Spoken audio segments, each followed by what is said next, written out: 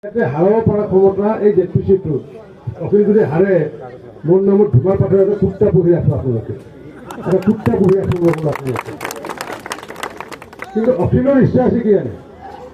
তাৰ ইচ্ছা আছে মনে মনে ভিতৰে ভিতৰে ইচ্ছা আছে সি যাতে বেছি ভোটত জিতবা পাৰে সি মানে বেছি ভোটত জিতবা বুলি তাৰো কিবা এটা ইচ্ছা এটা আছে এইটো মই নকওঁ তাৰো মনে মনে কিবা বেলেগ ভাৱ এটা আছে সেইকাৰণে তাৰ মনে মনে ভিতৰতে বেলেগ ভাৱ এটা আছে সি ভাবি আছে যে গোটেইকেইটা জেডপিচিত কৰি যদি মই যদি ৰেকৰ্ড ভোটত যদি জিতো সিটো আহি পেলাই মোৰ তাতে হাজিৰ হ'ব দাদা মইতো ৰেকৰ্ড ভোটত জিতিলোঁ ৰেকৰ্ড ভোটত জিতিলোঁ যিহেতু কিবা এটা আৰু এটা উপহাৰ দিব লাগিব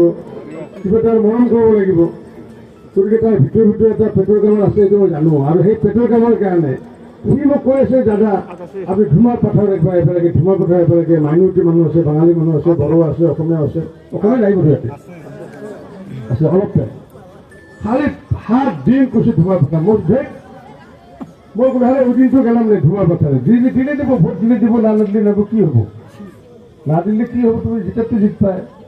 যে না দিলে যদি ভোটটা দেয় তাহলে আমি রেকর্ড ভোটে জিতল হ্যাঁ রেকর্ড ভোটে জিতলে কি হব না তখন কিছু কিছু ব্যবস্থা থাকে তো রেকর্ড ভোটে জিতলে হ্যাঁ মোৰ কি ব্যবস্থা থাকে তেতিয়া মোক সি ক'লাক কি যে এই যে আপনি যে রেকর্ড ভোটত জিতিল মই রেকর্ড ভোটত জিতিছিলোঁ পাটচাই গুচি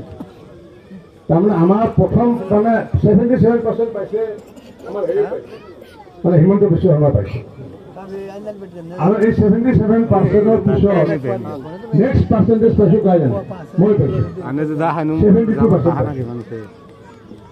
যে আজি হিমন্ত বিশ্ব শৰ্মা ডাঙৰীয়াটো 4বাৰ মন্ত্ৰী তেওঁ 77% পাব পাৰে ডাঙৰ কথা নহয় মোৰ কাৰণে